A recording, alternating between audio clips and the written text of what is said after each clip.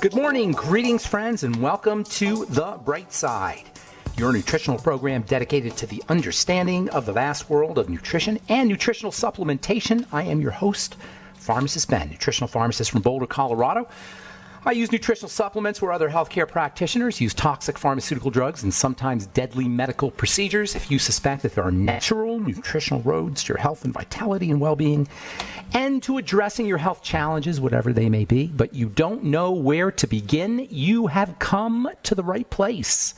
As you listen to The Bright Side every day, you are more and more in control of your body. You are more and more knowledgeable, and you know you can overcome any health challenge. That is why we are here every day on The Bright Side, helping clear up the sometimes confusing world of nutrition and nutritional supplementation.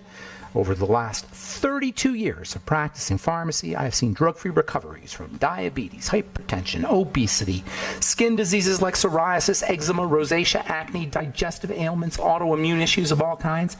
Recoveries that by the standards of modern medicine can only be called a miracle. But what is in the world of the body, what is in the world of biology, standard operating procedure. Because the human biological system is a healing system.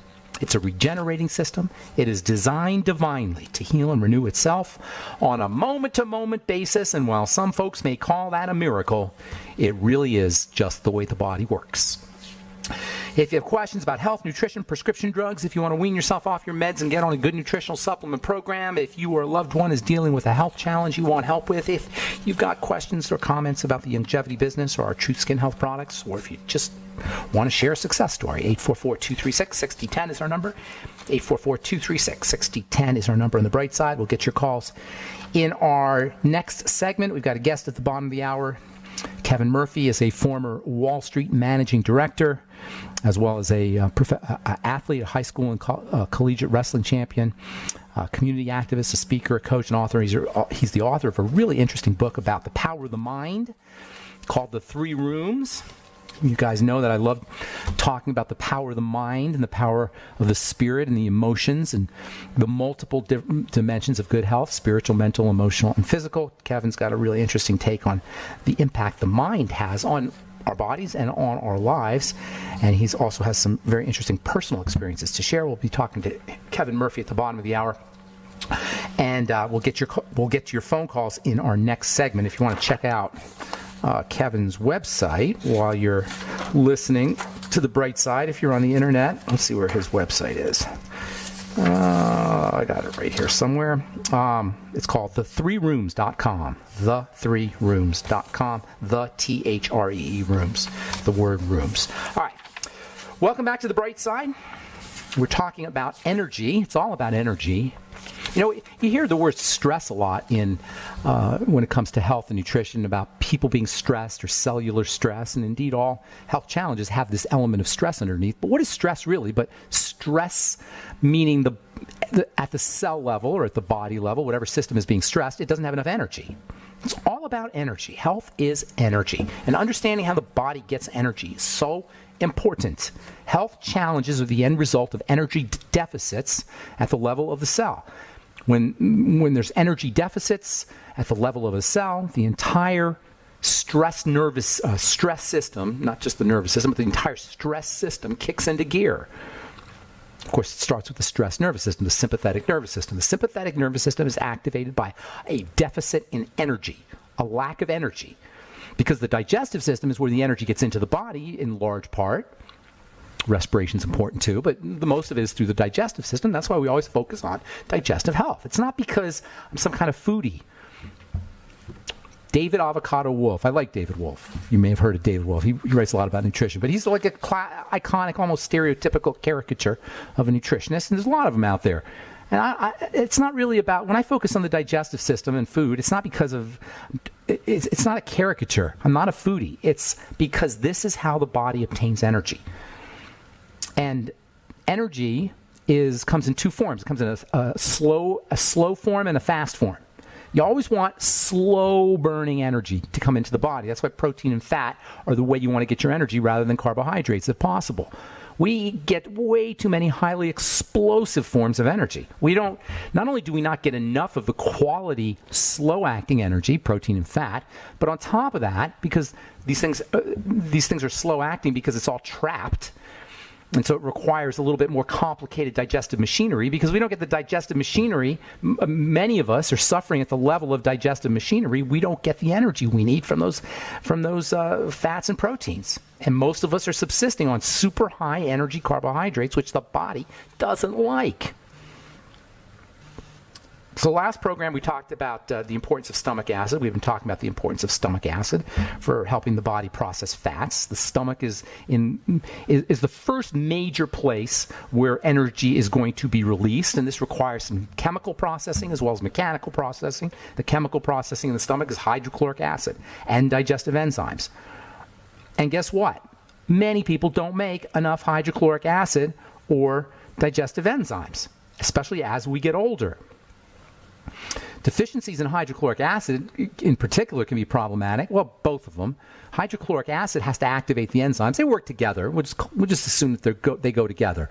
Without hydrochloric acid and digestive enzymes, by the way, you're more prone towards infections, bacterial infections, parasitic kinds of things, because one of the roles of the acid is to kill things. But the real big problem when you don't have a hydrochloric acid and digestive enzymes is you're not going to absorb your nutrients. You're not going to be able to break up your foods to release their energy.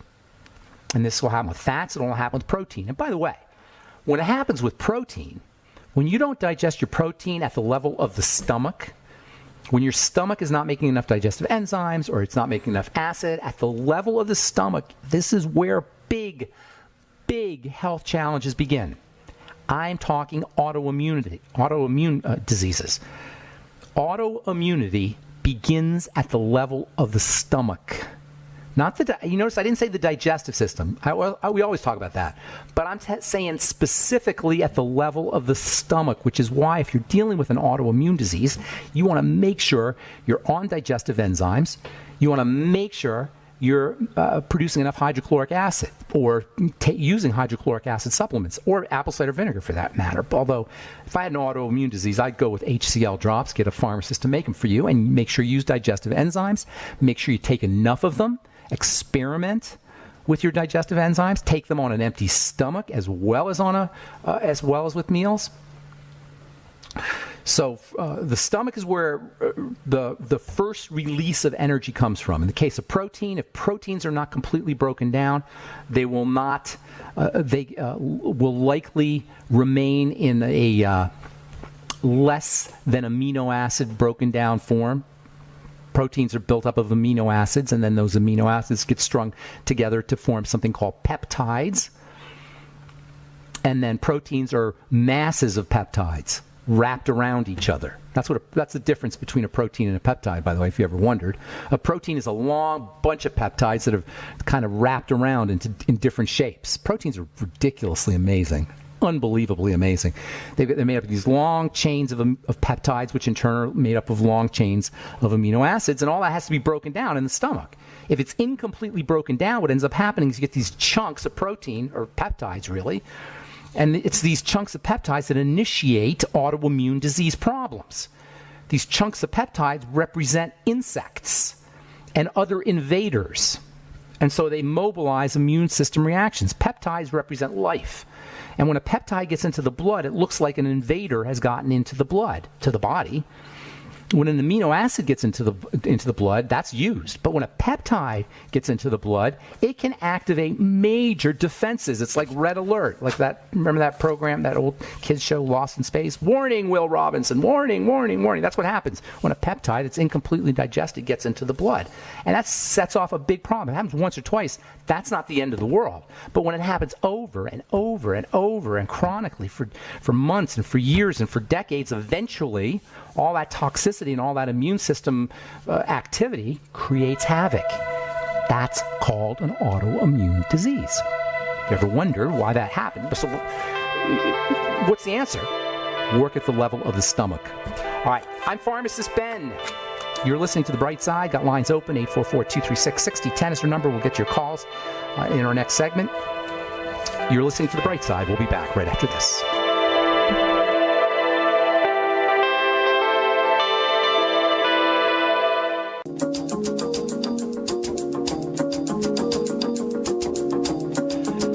Okay, we're back on the bright side. I'm Pharmacist Ben. Got lines open, 844-236-6010, 844-236-6010. If you have questions about anything we're speaking about here today, the longevity products, longevity business, our Truth Skin Health products, which are all available at truthtreatments.com.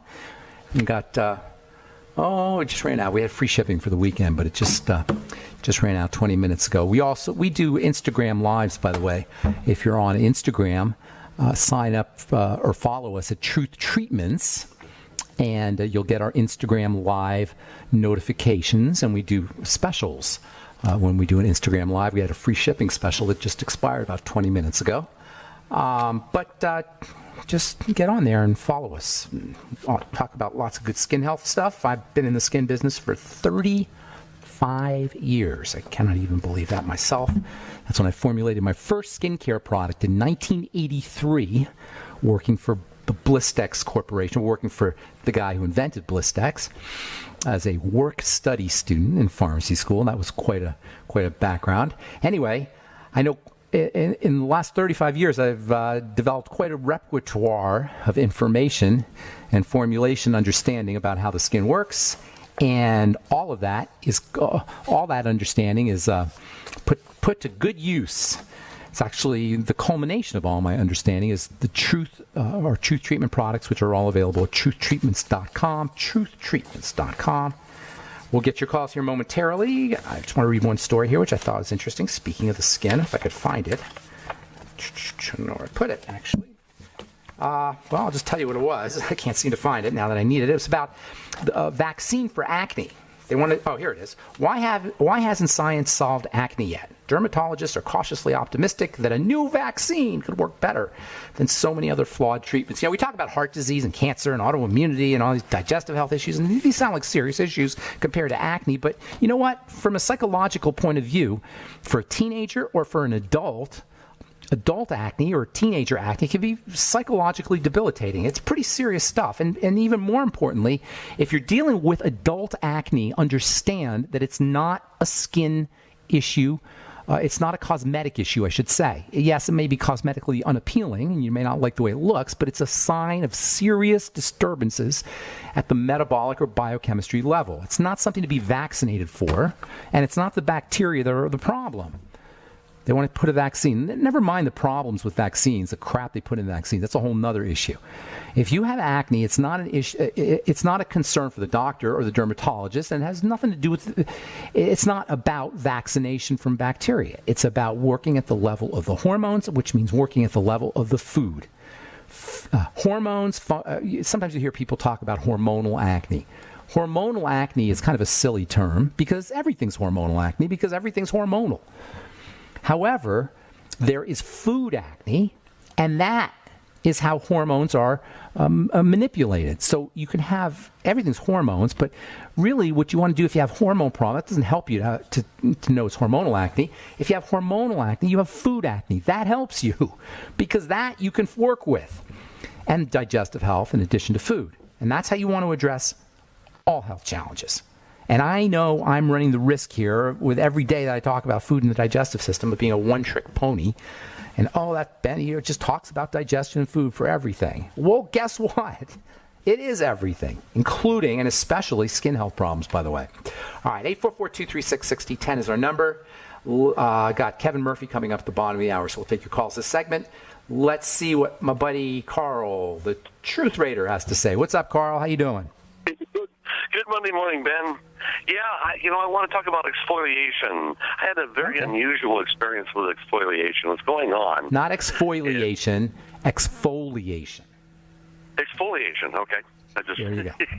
These words. You know what it means? Hang on, just one quick second. Exfoliation, it means to remove the leaves off of the skin. Folia comes from foliage. Exfoliate means to take the leaves off because if you look at it under a microscope, it kind of looks like there's leaves that are flaking off when you exfoliate. And just like when you trim your leaves, you get a bushier bush. When you exfoliate, you get bushier skin. You get thicker, stronger, better, healthier skin. So it's very important to exfoliate. Go ahead. What were you going to say? What's going on? I'm getting a body peel.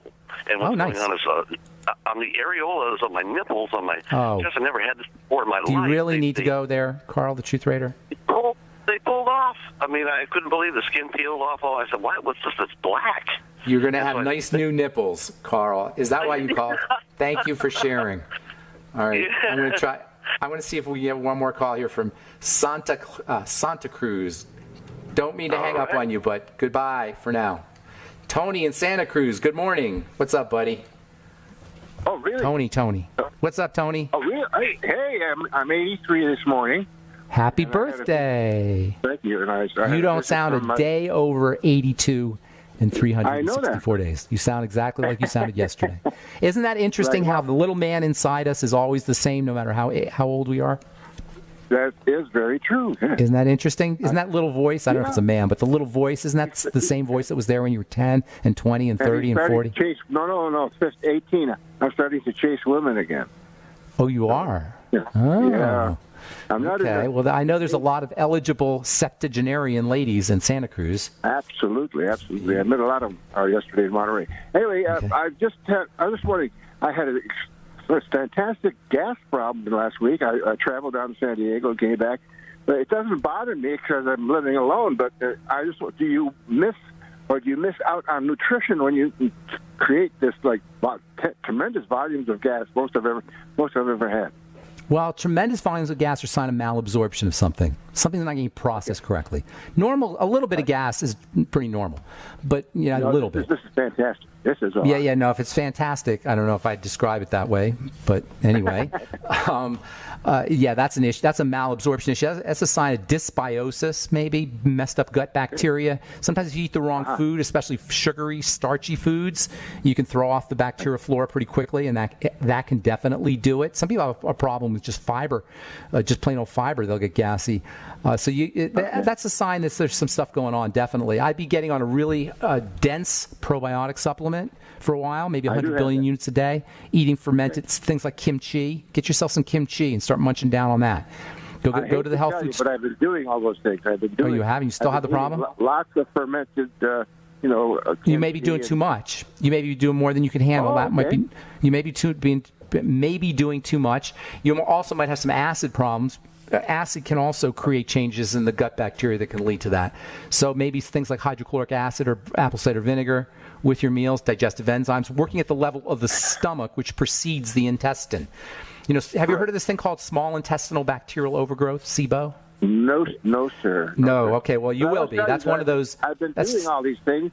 Eating a lot of probiotics. I back down off the probiotics for one. If you've been doing a lot. Okay. Yeah. And then are you doing a lot of apple cider vinegar?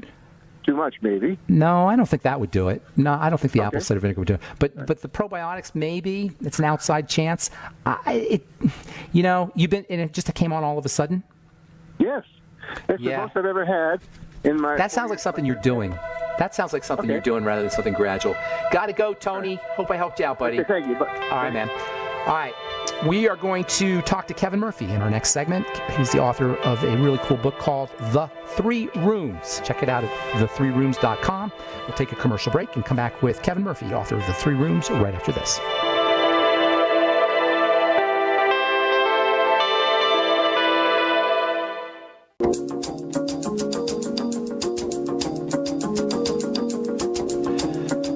We are back on the bright side. I'm Pharmacist Ben. We're on the air Monday through Friday, 8 to 9 Pacific and 10 to 11 Central Time, 24/7 on the archive pages at benfuchsarchives.com and brightsideben.com. If you miss a program, you want to review a program, if you want to share a program with somebody or on a specific topic, we have search engines up at benfuchsarchives.com and brightsideben.com. And, of course, you can purchase your longevity products at brightsideben.com, pharmacistben.com, or criticalhealthnews.com. Or you can call 866-735-2470, 866-735-2470 for more information. Albert Einstein said the most beautiful thing we can experience is the mysterious. It is the source of all true art and science. I love that quote because the mysterious is all around us and we are oblivious to it and at our own, unfortunately, to our own ultimate harm and hurt. by not experiencing the mysterious, not only do we deprive ourselves of the source of all true art and science, but we really become held hostage to it in a way. And by that I'm referring to the mysteries of the mind. We are held hostage to the mysteries of the mind if we do not at least begin to observe it in action. And that is what my guest, Kevin Murphy, in his book, The Three Rooms, talks about. Change your thoughts, change your life. I know you've all heard that before. Many of you have heard that before. It's been out there in the zeitgeist since the 1920s or 1930s at least, with Napoleon Hill and Think and Grow Rich, etc. But Kevin really presents a very interesting twist and really simplifies the whole subject, and he does it in a very, very compelling way in his book, The Three Rooms. Please welcome to the bright side, Kevin Murphy. Hey, Kevin. Hey, Ben, how you doing? I'm doing great. Good to talk to you again. Thank you for having me on. So listen, a couple things before we get into the book. One of the most important things I think about your message is your background, your history. You're a former Wall Street managing director. You're a wrestling champion. You're a community activist. And you do a lot of things in the profane world, in the mundane world, but you bring a lot of really esoteric information to bear in your book, The Three Rooms. And I think that gives you a lot more credibility, by the way. Well, thank you for that. And a lot of it, people originally thought from the corporate world where I came from, I found some humor in people saying, "Oh, I heard that Kevin's writing a book, and it must be a Wall Street tell-all book or an option strategy book." And I would say, "Well, it's not quite." And I think we all have personal experiences that we go through. And, I had a 33-year career on Wall Street, but through that there was a lot of mergers. And in each merger you learn a lot about yourself and about other people. And then you couple that with, personal, experiences that you have. I started to look within a lot for answers because I certainly wasn't getting a lot of answers from other people and from outside that really satisfied me. And it is that looking within process where you start to come to some certain types of realizations, and I think everybody, and as you kind of alluded to, there's so much information about consciousness-minded lifestyles, and people hear things about the mindfulness and living in the present and being in the now, and there's all truth to that, and so people understand how important it is to monitor your thoughts, but we just don't do a very good job at it. And I think that was the purpose of the Three Rooms, is to try to make it a little bit more simple. Hey, would you say mindfulness is the same thing when you talk about observing your thoughts? Would you say mindfulness is really being mindful of your thoughts, or is it being mindful of everything, or is it being mindful of your body, or is it what exactly do you mean by mindfulness? And by the way, you do know, I'm sure you know this, that Johns Hopkins University and UCLA School of Medicine and Yale School of Medicine are all using mindfulness for their physicians as a way of healing the body. So when you say mindfulness, are you referring to the body, you're referring to the mind, you're referring to your experiences? What are you referring to exactly? Or observing, I should say. It really does include all of the above, but just looking at your thoughts, I look at mindfulness as the conscious awareness of your thoughts. And so to simplify it, and the real premise of the Three Rooms is that our experience of life is not based on what we do for a living or what we have. It's based on what we think. And our thoughts can only be in one of three places. They can be in the past, or the past room. They can be in the future, or the future room. Or they can be in the present, or the present room. And whichever room your thoughts are in determines your experience of life in that moment. So the key is to know which room your thoughts are in. And in order to do that, you need to observe your thoughts. And it is but it's that active observation that separates your awareness from your thoughts. So you're no longer at the effect of your thoughts, and that awareness is that consciousness that all the mystics have always talked about, that divine consciousness, that Christ consciousness, or that Buddha consciousness. That's what you want to connect with, and it's all about that awareness. Okay, like that's a ton of great stuff there. So, and I don't even know where to begin, but the first thing that I think of when you say that is there's this element of us that's observing that, and I was kind of talking, I talked to my last caller, I don't know if you heard me talking about it. There's an observing element that's always there, correct? That's correct, but sometimes, a lot of times, we're not aware that we're observing. And we're not meta-observing. We're observing our life, but we're not observing the observing. Correct. And observing your thoughts simply by knowing which room your thoughts are in, that is metacognition. That is metacognition. thinking about your thoughts. If you think about it, just simply being able to answer the question, which room are my thoughts in, or where are my thoughts, you have already separated your awareness from your thoughts. That's awesome.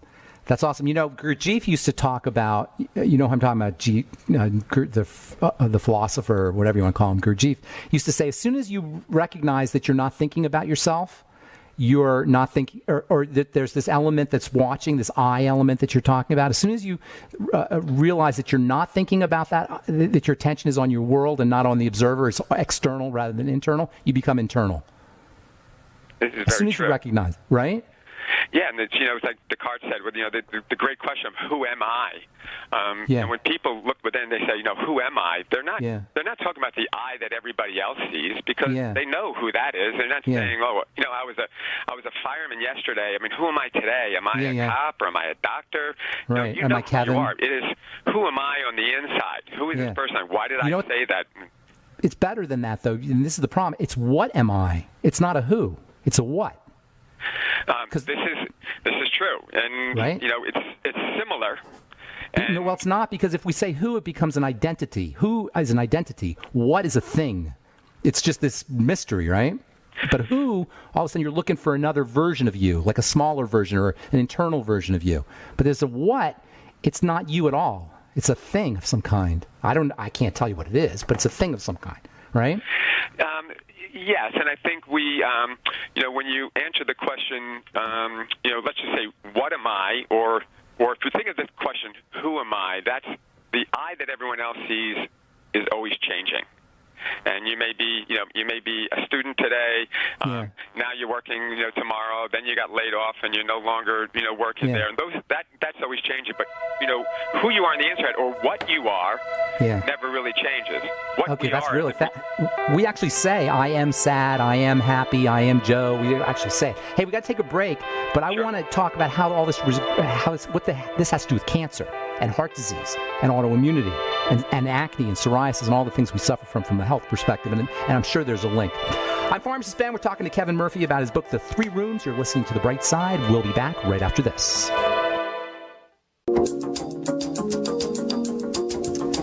Okay, we are back on The Bright Side. We're talking to Kevin Murphy. His book is The 3 Rooms, and his website is the3rooms.com. Before we went to break, Kevin, we were kind of getting a little bit abstract, but I think it's important to do that, talking about this ineffable watcher what thing that's back in the back of your head. And just you were saying how just by observing it and seeing which room you're in, you can go a long way towards improving your life, I imagine you'd say. But how does this relate to physical health issues? Well, I think, when it comes to health, Ben, it's you can't underestimate the power of thoughts and emotions. And when you think of things, if you look at cancer and you look at, one is from the prevention side, the thoughts and emotions can really help you in a preventative way. And from a treatment or a healing, it's the marrying of your thoughts and emotions can go a long way towards health. And really, one word can make all the difference in your thoughts and emotions. And it's what you add to the I am. And you mentioned that kind of an I am statement. Some people say, I am not this or I am not that. And so if your desire is to be healthy, whether you already have been diagnosed with something or not, and you're saying, the thought of I am healthy is, the I am is defining, that's your awareness of being. And what you say after I am. What you say after the I am. It is everything, and what we tend to do is say, I am not. And so you want to be healthy, but you've been diagnosed with some form of cancer, and you keep in your mind saying, I am not healthy now. And that's because that's what they've said, and I've got to get sick, I got to get better, and I have to do all these things. And in your head, you keep saying, I'm not healthy now, and you keep telling people, I have cancer, I'm not healthy. And that not continues is the biggest hindrance to to us actually achieving that which we desire, which is health. And so we need to remove the not. And what you're left with is I am.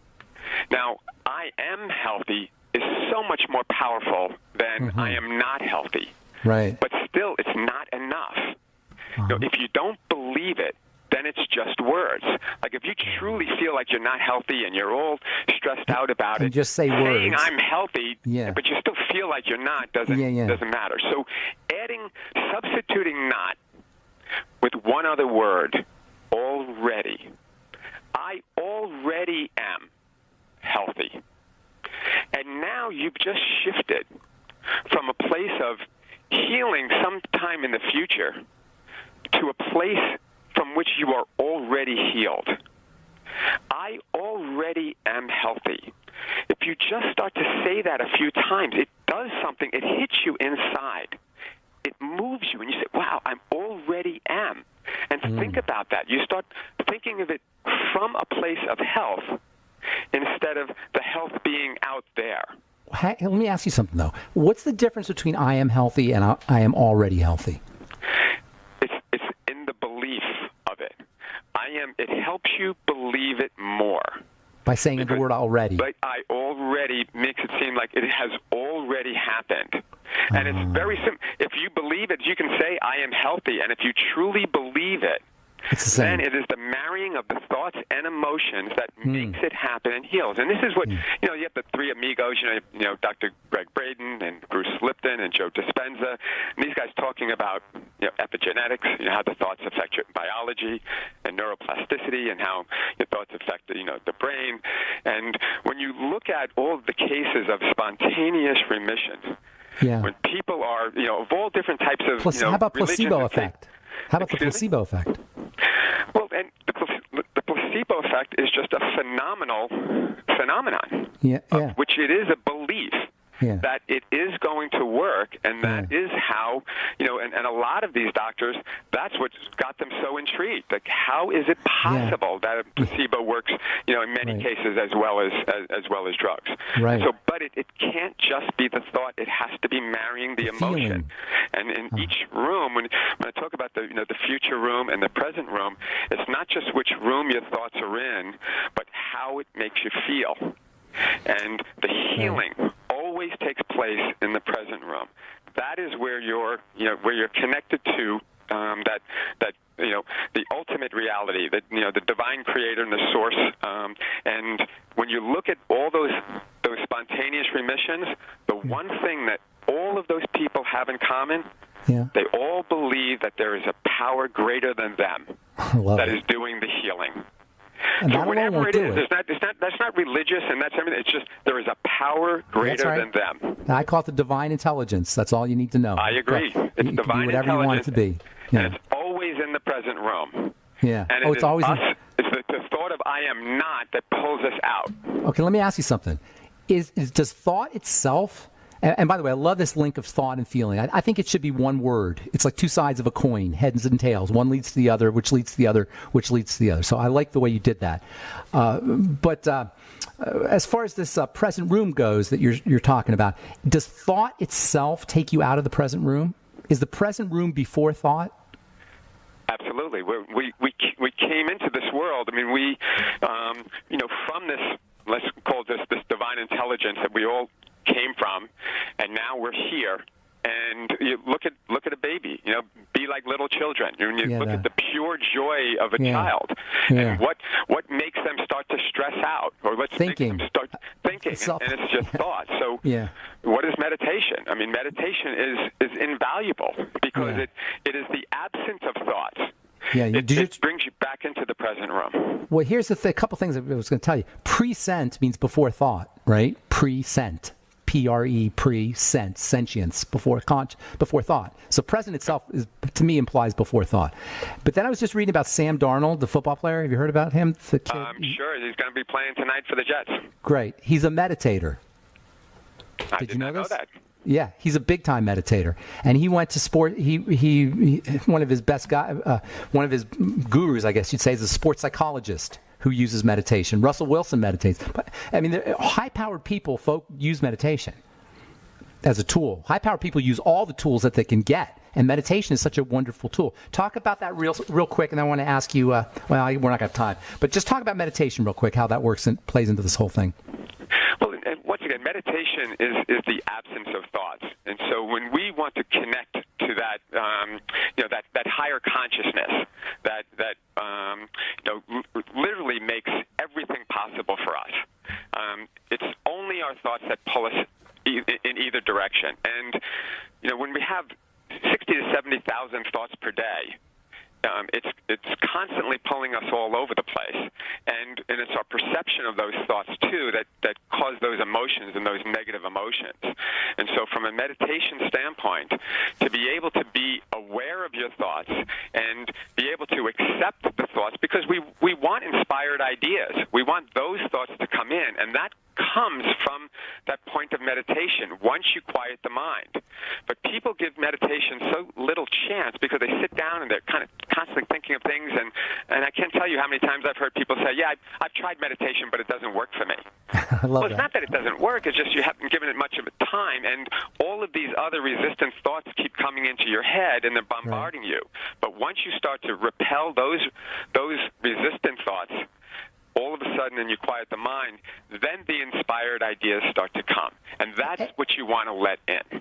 And the great irony of it is so pleasant and blissful. It's the best vacation ever to just think some good thoughts, to actually just go out and think good thoughts, to visualize good thoughts, to hear a good voice in your head. It feels so beautiful. You secrete more oxytocin, more serotonin, more dopamine. You reduce your cortisol. I mean, from a biochemical standpoint, from a sheer bliss standpoint, just controlling your thoughts is like the best vacation you could ever take.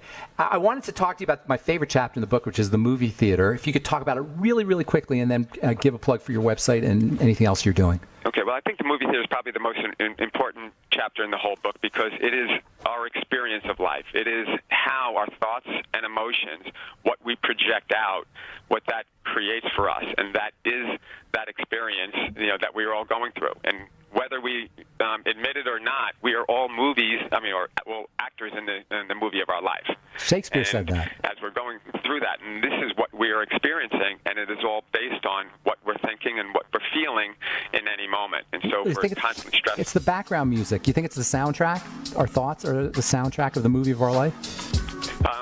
This is true, and it's what we're projecting out, and that's what we're seeing, and we're participating in that. Hey, real quick, we're out of time, Kevin. Real quick, tell us your website and any presentations you're doing, how people can get a hold of you. Sure, it's www.the3rooms.com. It's on Facebook and Twitter. Do you do presentations? Murphy 3R and YouTubes? Do you have any YouTubes or presentations? No YouTubes yet, but they should be coming. All right, good. So good to talk to you, Kevin. Thanks so much. The book is The 3 Rooms, author Kevin Murphy. Thanks for listening to The Bright Side. Have a wonderful, beautiful, awesome, spectacular day. I'm Pharmacist Ben. We'll talk to y'all later. Bye for now.